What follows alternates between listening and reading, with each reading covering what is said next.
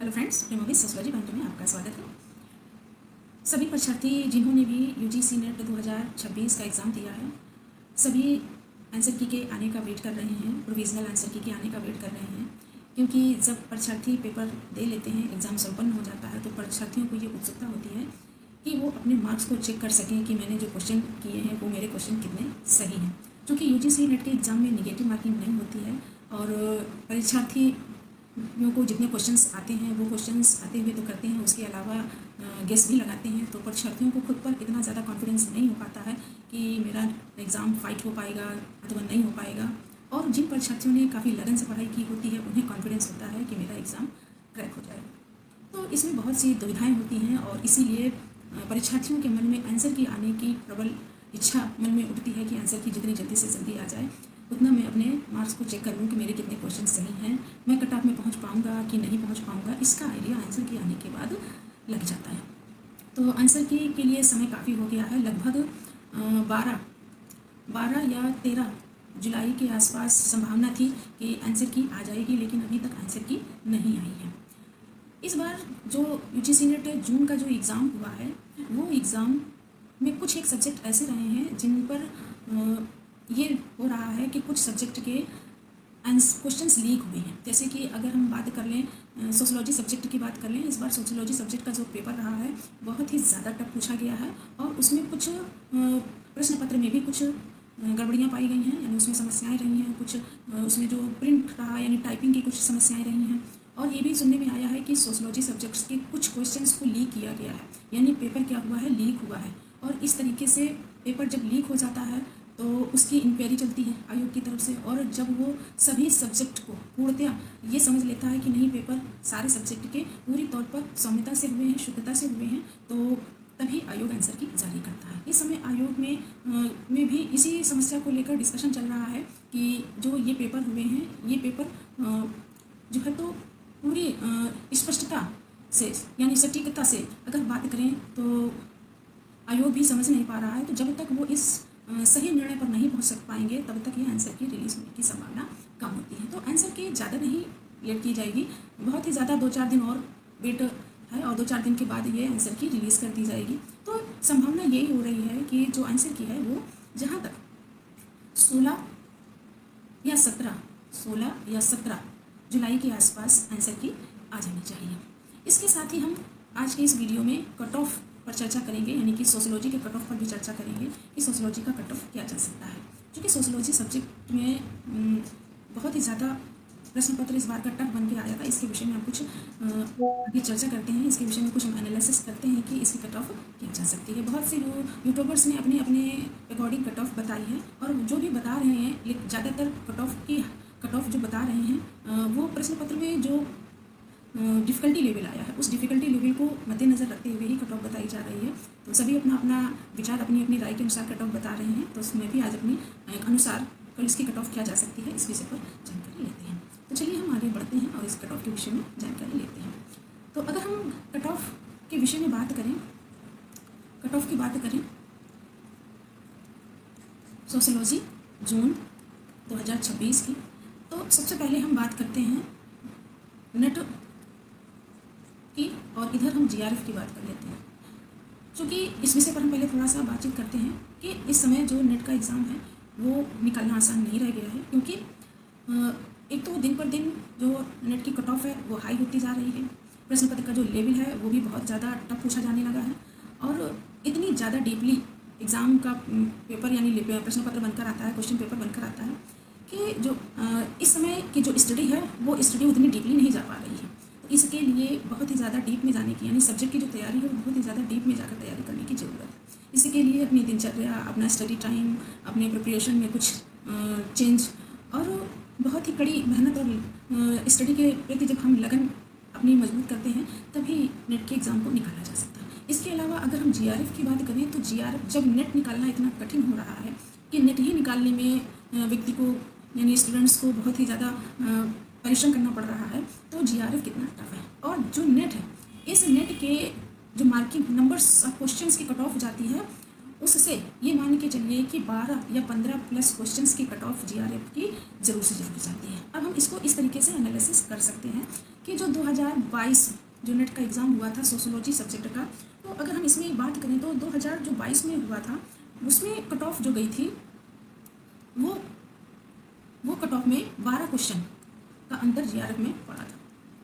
फिर उसके बाद 2024 जून की बात करें तो जो 2024 का जून का पेपर सोशोलॉजी का रहा था, ये भी बहुत ज़्यादा टफ हुआ था, क्योंकि 2024 जून में एक बार ऑफलाइन पेपर हुआ था और ऑफलाइन पेपर को रिजेक्ट कर दिया गया था, यानी कि उसको कैंसिल कर दिया गया था, और उसके बाद फिर उसका री एग्ज़ाम लिया गया था। तो जब दोबारा का पेपर बन के आया था, उसका डिफ़िकल्टी लेवल बहुत अधिक था, यानी बहुत ही डिफ़िकल्ट पेपर था। मैंने भी इस एग्ज़ाम को फाइट किया है, 2024 के एग्ज़ाम को मैंने भी फाइट किया है, और पहले जो एक इसका ऑफलाइन हुआ था उसको भी अटेम्प्ट किया, और उसके बाद उसका जो ऑनलाइन पेपर हुआ उसको भी अटेम्प्ट किया। तो पेपर का जो लेवल था वो बहुत ही डिफ़िकल्ट था, और मैंने इसमें 86% नंबर गेन किए थे, यानी परसेंटाइल नंबर गेन किए थे। तो इसमें जो लेवल रहा टफ रहा, और इसमें भी जो जीआरएफ की यानी जून की नेट जून की बात करें तो इसमें जो जीआरएफ गया था उसमें भी 10 क्वेश्चन बढ़कर गए थे, यानी कि 10 क्वेश्चन का अंतर पड़ा था जीआरएफ में। तो इससे अंदाज़ा लगा लीजिए कि पेपर का लेवल कितना ज़्यादा टफ रहा होगा। और इसके बाद हम अगर 2025 की बात करें, 2025 के दिसंबर सेशन की बात करें, तो इसमें जो पेपर बन के आया था वो तो खैर टफ नहीं था, लेकिन moderate to easy to moderate था, इजी टू मॉडरेट था, इजी टू मॉडरेट था। तो इसमें जो कट ऑफ गई थी उसमें भी नेट की अपेक्षा जो जीआरएफ रहा वो 13 क्वेश्चन का अंतर पड़ा, 13 to 14 क्वेश्चन का अंतर जीआरएफ में पड़ा। तो ये जो 13 और 14 क्वेश्चन का जो अंतर पड़ रहा है, ये अंतर बहुत ही, ये मान के चलें कि जब नेट में हमें बात करें तो 50% प्लस ही कट ऑफ ज़्यादा आगे जाती है, यानी कि 50% से प्लस ही कट ऑफ जाती है। तो अगर हम बात कर लें कि 50% नंबर लाने के लिए इतना संघर्ष, कितनी मेहनत करनी पड़ती है, और उसमें भी अगर हम 12-13% यानी कि 65 से 70% के आसपास तैयारी करते हैं तब हम जीआरएफ क्वालिफाई कर पाते हैं। तो इसके लिए कितनी अधिक मेहनत करने की आवश्यकता है। अब हम इसके विषय में थोड़ा सा और जानते हैं कि नेट और जीआरएफ की तैयारी के लिए बहुत ही ज़्यादा टाइमिंग पर ध्यान देने की आवश्यकता है, यानी टाइम टू टाइम स्टडी करने की ज़रूरत होती है। और जो भी तैयार कर रहे हैं, यानी कि जो यूनिट्स होती हैं, इनमें 10 यूनिट्स फर्स्ट पेपर की और 10 यूनिट्स सेकंड पे यानी सब्जेक्ट की, तो इनमें हमें किस तरीके से चेंज ला के तैयारी करनी होगी, इसकी भी रणनीति बनानी पड़ती है। पेपर के लेवल को भी देख कर तैयारी करनी पड़ती है। प्लस इसके अलावा भी हमें बहुत सी बातों का ध्यान रखना होता है। तो जो पेपर है, यानी उस पेपर की तह तक पहुंचने की आवश्यकता होती है, यानी सब्जेक्ट के तह तक जाने की आवश्यकता होती है, तभी ये एक असिस्टेंट प्रोफेसर के लिए एलिजिबिलिटी टेस्ट होता है। तो असिस्टेंट प्रोफेसर बनना इतना आसान तो नहीं होता है, इसके लिए बहुत ही ज़्यादा मेहनत करनी पड़ती है। यानी कि नेट तो एक एलिजिबल टेस्ट हो गया, जब हम जीआरएफ की तैयारी करते हैं तो मान लीजिए कि हम असिस्टेंट प्रोफेसर की तैयारी कर रहे हैं, यानी हमें इतनी तैयारी असिस्टेंट प्रोफेसर के लिए करनी होगी कि जीआरएफ क्वालिफाई करने की अगर हमारे अंदर क्षमता है तो हम assistant professor, government assistant professor बनने का सपना सोच सकते हैं। तो ये तो रही कट ऑफ की बात। तो अब हम चर्चा कर लेते हैं कि 2026 में जो ये जून वाला सोशोलॉजी का एग्ज़ाम हुआ है उसकी कट ऑफ क्या जा सकती है, तो इसके लिए हम अगर बात करें तो पेपर का जो लेवल रहा है, ये तो सोशोलॉजी सब्जेक्ट से देने वाले सभी परीक्षार्थी अच्छे से जान समझ गए होंगे कि जो पेपर रहा है बहुत ही डिफ़िकल्ट रहा है, और आगे आने वाले जो एग्ज़ाम्स हैं उन एग्ज़ाम्स के लिए किस तरीके की हमें तैयारी करने की ज़रूरत है। तो यानी कि तैयारी, जब हम अपनी तैयारी को बहुत ही सोच समझकर प्लानिंग के तहत एक रणनीति बनाकर तैयारी करेंगे तभी हम निकल सकते हैं। तो अगर हम बात कर लें सोशोलॉजी के कट ऑफ की बात कर लें कि इसका कट ऑफ क्या जा सकता है, तो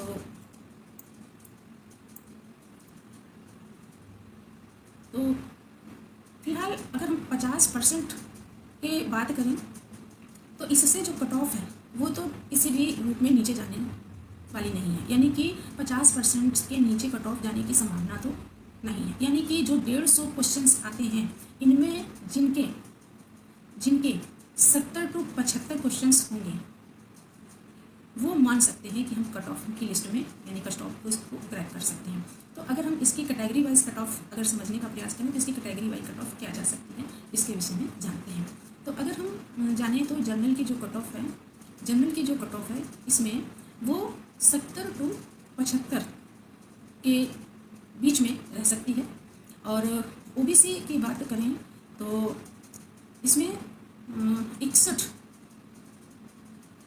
से 67 के बीच में, 61 से 67 के बीच में कट ऑफ, यानी ये क्या है, ये क्वेश्चंस हैं, इतने क्वेश्चंस जिनके सही हैं, इतने क्वेश्चंस जिनके सही हैं उनकी बात कर रहे हैं कि जिनके इतने क्वेश्चंस सही हैं वो इस कट ऑफ में पहुंच सकते हैं। यानी कि इतनी जाने की संभावना बन रही है कि 70 से 75 क्वेश्चंस के बीच में जनरल की जा सकती है और 61 से 67 के बीच में ओबीसी की जा सकती है। और अगर हम ईडब्ल्यूएस की बात करें तो ईडब्ल्यूएस की बात करें तो इसमें भी 62 से 65 के बीच में जा सकती है क्वेश्चंस, 65 क्वेश्चंस के बीच में जा सकती है।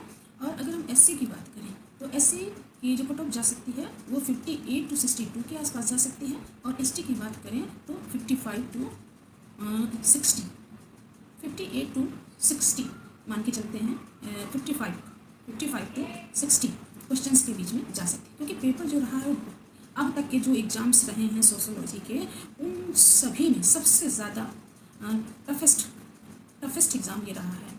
तो ये जो कट ऑफ है, या तो ये एग्ज़ाम री एग्ज़ाम होगा सोशियोलॉजी सब्जेक्ट का, क्योंकि अभी आयोग इस पर खुद ही कंफर्म नहीं है कि जो सोशियोलॉजी सब्जेक्ट है इसमें जो क्वेश्चंस लीक हुए हैं तो इसकी आंसर की रिलीज़ की जाए अथवा ना की जाए। तो कंफर्म होने के बाद ही सभी सब्जेक्ट की आंसर की रिलीज़ की जाएंगी।